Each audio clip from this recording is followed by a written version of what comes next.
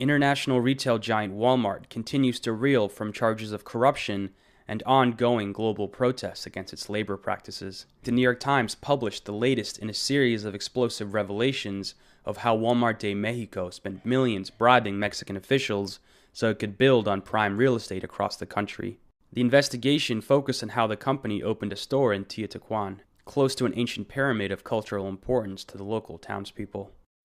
Residents would fight for months to stop the store's construction. At protests and hunger strikes, they pleaded with Walmart not to desecrate their heritage. Decíamos, tenemos que detenerlo, porque no, Teotihuacán no es un triunfo de nadie. But evidence unearthed by the Times shows Walmart de Mexico conquered Teotihuacan with more than $200,000 in bribes. Payoffs were authorized to buy an altered zoning map and a compliant mayor. Meanwhile, when Walmart's leaders in the United States were confronted with credible evidence of serial bribes in Teotihuacan, they did nothing to alert authorities. In the statement posted online, Walmart said their own investigation into the matter is still ongoing, but they are taking steps against corruption. We are committed to having a strong and effective global anti-corruption program everywhere we operate and taking appropriate action for any instance of noncompliance. These latest revelations come amidst growing nationwide and global protests against Walmart's labor practices. Organizers say 1,000 demonstrations were held in 100 cities across America on November 23rd, Black Friday, the nation's busiest shopping day. A day later, more than 100 workers were killed in a fire at a Bangladeshi garment factory that made clothes for Walmart.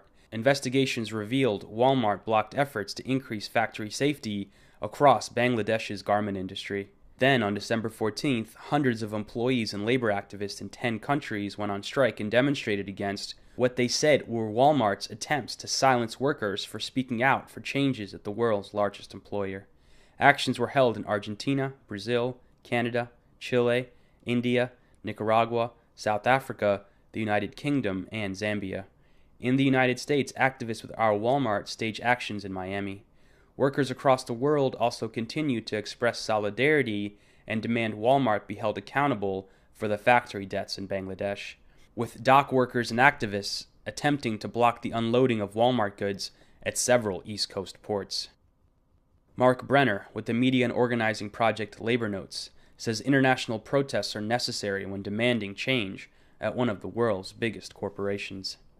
I mean, Walmart is the biggest corporation in the United States and in the world. So, of course, working conditions and wages as they're determined in Walmart really have a huge ripple effect across the U.S. economy, across the global economy. And as you know, Walmart drives a lot of the production standards in developing countries that are suppliers for the U.S. market and for the global market. So, focusing on Walmart makes total sense.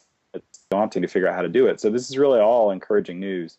What I think we're seeing in the U.S. retail stores is kind of a sort of back to basics organizing strategy that really was embedded initially in our labor laws in the 30s, but really fell out of favor after collective bargaining and getting contracts signed for majorities of workers in various workplaces became sort of the norm, which is that, under U.S. labor law, you have the right to act with your coworkers collectively to, defend yourselves, to exercise your rights on the job, and to do that with or without a contract. You don't have to have a union contract to be able to do that under the National Labor Relations Act. And so what we're seeing at Walmart is really kind of the effort to expand this organizing strategy into non-union shops like Walmart and use it as a way to demonstrate to workers that they do have rights, that they do have the ability to act collectively, that they can organize to make their work lives better.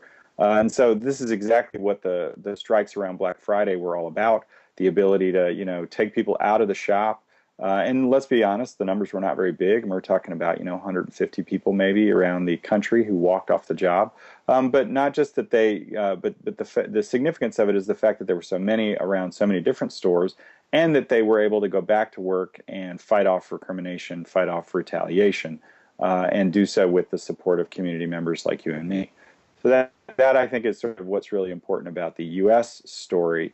But as you said, it's really connected to a global picture here, because in the United States, we're also doing work to try to force Walmart to take responsibility for the fires in Bangladesh and the Tazeen factory where they had 112 deaths in November. One of the worst factory fires in recent memory. This company was producing for Walmart. Walmart has yet to take any responsibility for it, and it's resulted in some really interesting alliances. Like here in the United States, you're seeing anti-sweatshop activists connecting with longshore workers and other union people to try to stop Walmart goods from getting unloaded. There was a big demonstration in Port of Elizabeth, New Jersey, on Tuesday, and then there was a similar protest on Thursday in Charleston, where they stopped the unloading of a ship with Walmart cargo that was coming from Bangladesh to try to get them to recognize their responsibilities as a purchaser of these products from this factory where there's this horrible